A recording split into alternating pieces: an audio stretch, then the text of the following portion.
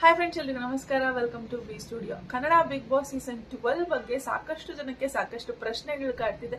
So ಈ ಎಲ್ಲಾ ಪ್ರಶ್ನೆಗಳಿಗೂ ಉತ್ತರ ಕೊಡಬೇಕು ಅಂತ ಹೇಳಿ ಇವತ್ತು ಕನ್ನಡ ಬಿಗ್ ಬಾಸ್ ಸೀಸನ್ 12 ರ ಪ್ರೆಸ್ ಮೀಟ್, ಮೊದಲ ಪ್ರೆಸ್ ಮೀಟ್ ನಡೀತಿದೆ ಅಂತ ಹೇಳ್ಬೋದು.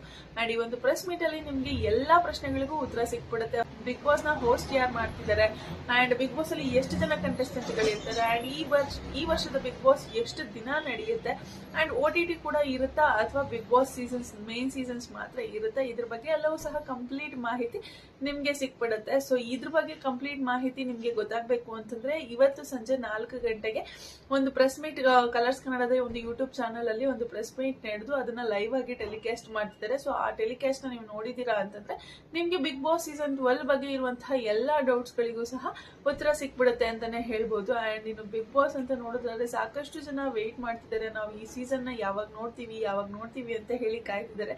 ಯಾಕಂದ್ರೆ ತೆಲುಗುನಲ್ಲಿ ಆಲ್ರೆಡಿ ಒಂದು ಪ್ರೋಮೋ ಬಂದ್ಬಿಟ್ಟಿದೆ ಬಿಗ್ ಬಾಸ್.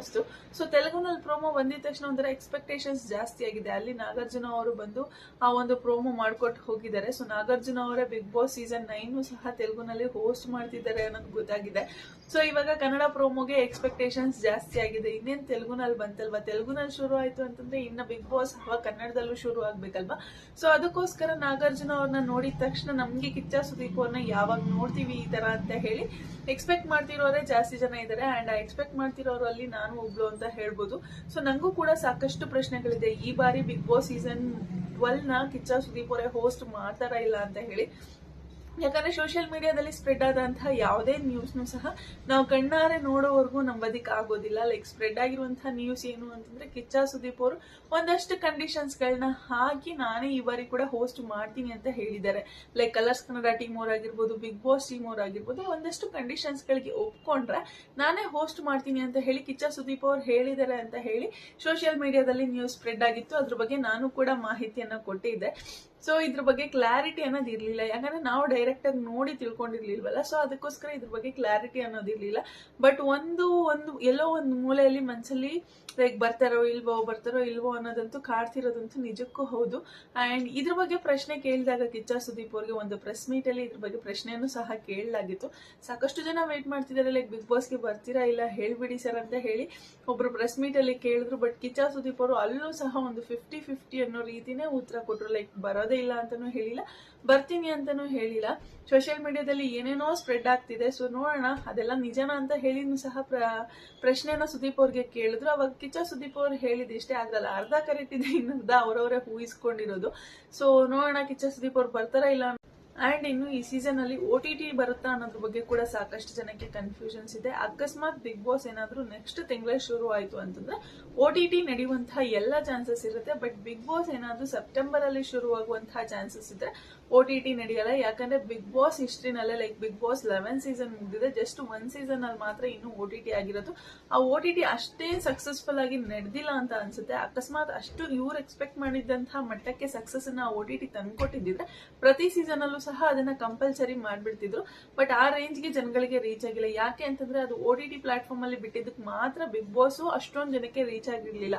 ಅಕಸ್ಮಾತ್ ಏನಾದ್ರು ಟಿವಿನಲ್ಲೂ ಕೂಡ ಟೆಲಿಕಾಸ್ಟ್ ಆಗುವಂತಹ ಆಪ್ಷನ್ ಇದ್ದಿದ್ರೆ, like normal main season Bigg Boss ಯಾವ ರೀತಿ ಟೆಲಿಕಾಸ್ಟ್ ಆಗುತ್ತೆ ಅದೇ ರೀತಿ ಟೆಲಿಕಾಸ್ಟ್ ಆಗುವಂತಹ ಆಪ್ಷನ್ ಏನಾದ್ರೂ ಇದ್ದಿದ್ರೆ ಇದು ಕೂಡ ಹಿಟ್ ಆಗ್ತಿತ್ತು. ಬಟ್ ಆ ಆಪ್ಷನ್ ಇಲ್ಲದೆ ಇರೋ ಕಾರಣಕ್ಕಾಗಿನೇ ಅದು ಹಿಟ್ ಆಗಿಲ್ಲ ಅಂತ ಹೇಳ್ಬೋದು. ಸೊ ಬಿಗ್ ಬಾಸ್ ಏನಾದ್ರೂ ಶುರು ಆದ್ರೆ ಲೈಕ್ ಈ ತಿಂಗಳು ಅಥವಾ ನೆಕ್ಸ್ಟ್ ತಿಂಗಳಲ್ಲೇ ಶುರು ಆಯ್ತು ಅಂತಂದ್ರೆ ಖಂಡಿತವಾಗ್ಲೂ OTT ನಡೆಯುವಂತಹ ಚಾನ್ಸಸ್ ಇರುತ್ತೆ. ಅಂಡ್ ಇದ್ರ ಬಗ್ಗೆ ಕೂಡ ಕ್ಲಿಯರ್ ಪಿಕ್ಚರ್ ಇವತ್ತೇ ನಮ್ಗೆ ಪ್ರೆಸ್ ಮೀಟ್ ಅಲ್ಲಿ ಸಿಕ್ಬಿಡತ್ತೆ ಅಂತ ಹೇಳ್ಬೋದು.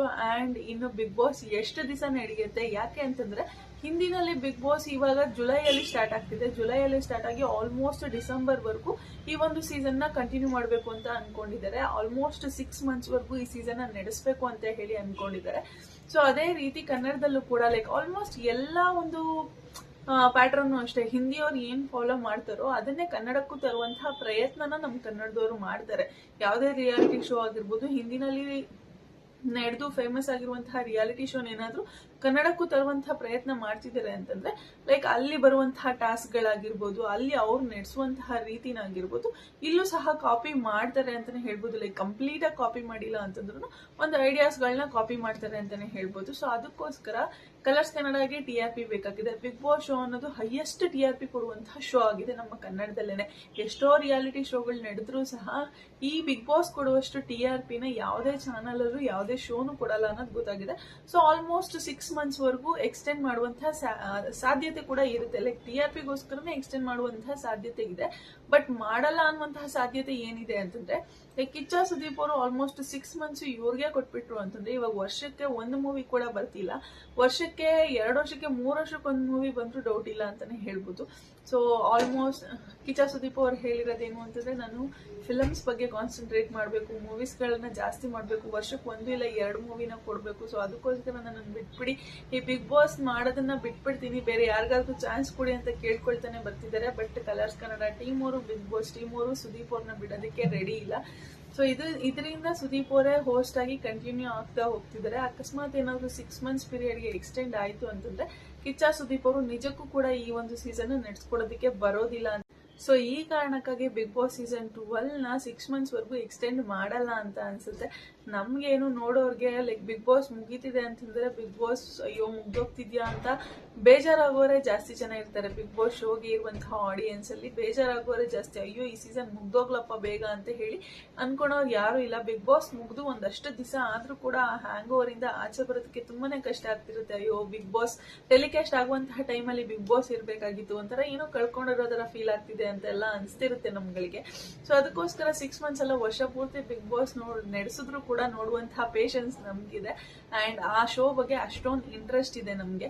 ಸೊ ಇಂಥದ್ರಲ್ಲಿ ಕಿಚ್ಚ ಸುದೀಪ್ ಅವರು 6 months ಏನಾದ್ರು ಬಂದು ನಡೆಸ್ಕೊಟ್ರು ಅಂತಂದ್ರೆ ನಾವು ಖಂಡಿತವಾಗ್ಲೂ ನೋಡ್ತೀವಿ. ಬಟ್ ಸುದೀಪ್ ಅವರು ಬಂದು ಮಾಡೋದು ಡೌಟ್ ಇದೆ. ಸೊ ಈ ಕಾರಣಕ್ಕಾಗಿನೇ 6 months ಎಕ್ಸ್ಟೆಂಡ್ ಮಾಡೋದು ಕೂಡ ಡೌಟ್ ಇದೆ. ಅಂಡ್ ಇನ್ನು OTT ಪ್ಲಾಟ್ಫಾರ್ಮ್ ಬಂದ್ರು ಅಷ್ಟೇ, ಅಂಡ್ ಇನ್ನು OTT ಸೀಸನ್ ಬಂದ್ರು ಅಷ್ಟೇ, ಸೀಸನ್ 2 ಬಿಗ್ ಬಾಸ್ ಬಂದ್ರು ಅಷ್ಟೇ, ಲೈಕ್ ಕಿಚ್ಚ ಸುದೀಪ್ ಅವರು ಬಂದದನ್ನ ನಡೆಸ್ಕೊಡೋದು ಡೌಟೇ ಇದೆ. ಯಾಕೆ ಅಂತಂದ್ರೆ OTT ಕೂಡ 3 ತಿಂಗಳು ನಡೆಯುತ್ತೆ ಅಂಡ್ ಮೇನ್ ಸೀಸನ್ ಕೂಡ 3 ತಿಂಗಳು ನಡೆಯುತ್ತೆ. ಸೊ ಅಲ್ಲಿ ಕೂಡ 6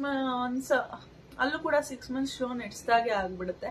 ಅದಕ್ಕೋಸ್ಕರ ಅಷ್ಟೆಲ್ಲ ಟೈಮ್ ಇಲ್ಲ ಕಿಚ್ಚ ಸುದೀಪ್ ಅವ್ರು ಅಂತ ಹೇಳಿ OTT ಸೀಸನ್ ಕ್ಯಾನ್ಸಲ್ ಮಾಡಿದ್ರು ಮಾಡ್ಬೋದು, ಅಥವಾ ನಡೆಸ್ಕೊಡ್ಬೋದು. ಬೇರೆ ಯಾರಾದ್ರೂ ಬಂದು OTT ಸೀಸನ್ ಮಾಡಿಕೊಟ್ಟು ನಂತರ ಈ ಮೇನ್ ಸೀಸನ್ಗೆ ಕಿಚ್ಚ ಸುದೀಪ್ ಅವ್ರನ್ನ ತರ್ಬೋದು. ಸೊ ಈ ಎಲ್ಲಾ ಪ್ರಶ್ನೆಗಳಿಗೂ ಬಟ್ ಕಂಟೆಸ್ಟೆಂಟ್ ಯಾರು ಅನ್ನೋದ್ರ ಬಗ್ಗೆ ಮಾತ್ರ ಒಂದು ಕ್ಲೂ ಸಹ ಸಿಗೋದಿಲ್ಲ ನಿಮ್ಗೆ. ನೀವು ಕಂಪ್ಲೀಟ್ ಪ್ರೆಸ್ ಮೀಟ್ ದುರ್ಬಿನ್ ಹಾಕೊಂಡು ನೋಡಿದ್ರು ಸಹ ನಿಮ್ಗೆ ಕಂಟೆಸ್ಟೆಂಟ್ ಯಾರು ಅನ್ನೋದ್ರ ಬಗ್ಗೆ ಒಂದು ಕ್ಲೂ ಸಹ ಸಿಗೋದಿಲ್ಲ. ಬಿಗ್ ಬಾಸ್ ಏನ್ ಶುರು ಆಗುವ ಅಂತ ಟೈಮಲ್ಲಿ ಟೆಲಿಕಾಸ್ಟ್ ಆಗೋವಾಗ ನಿಮ್ಗೆ ಕಂಟೆಸ್ಟೆಂಟ್ ಯಾರು ಅನ್ನೋದು ಕನ್ಫರ್ಮ್ ಆಗೋದು. ಸೋಷಿಯಲ್ ಮೀಡಿಯಾದಲ್ಲಿ ನಿಮ್ಗೆ ಸಿಕ್ಬಿಡುತ್ತವೆ ಲಿಸ್ಟ್ಗಳು, ತುಂಬಾ ಲಿಸ್ಟ್ಗಳು ಸಿಗ್ತಿದೆ. ಲೈಕ್ ಆಲ್ಮೋಸ್ಟ್ ಒಂದು 45 to 50 ಕಂಟೆಸ್ಟೆಂಟ್ಗಳ ಹೆಸರೇ ತುಂಬಾ ವೈರಲ್ ಆಗ್ತಿದೆ. ಬಟ್ ಎಷ್ಟೇ ಜನಗಳ ಕಂಟೆಸ್ಟೆಂಟ್ ಹೆಸರುಗಳು ವೈರಲ್ ಆದ್ರೂ ಸಹ ಇಲ್ಲಿ ನಾವು ಗೆಸ್ ಮಾಡಿರೋದ್ರಲ್ಲಿ ಒಂದು 50% ಬಂದಿರ್ಬೋದು ಅಷ್ಟೇ. ಇನ್ನು 50% ಬೇರೆ ಕಂಟೆಸ್ಟೆಂಟ್ಗಳೇ ಇರ್ತಾರೆ ಅಲ್ಲಿ.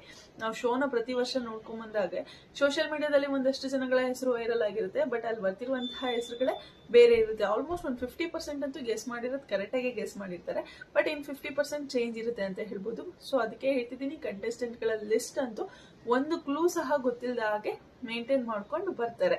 ಬಟ್ ಎಷ್ಟು ಕಿಚ್ಚ ಸುದೀಪ್ ಅವ್ರು ಹೋಸ್ಟ್ ಮಾಡ್ತಾರ ಇಲ್ಲ ಅನ್ನೋದ್ರ ಬಗ್ಗೆ ಗೊತ್ತಾಗುತ್ತೆ. ಅಂಡ್ ಈ ಒಂದು ಸೀಸನ್ ಎಷ್ಟು ದಿವಸ ನಡೆಯುತ್ತೆ ಅನ್ನೋದ್ರ ಬಗ್ಗೆ ಗೊತ್ತಾಗುತ್ತೆ.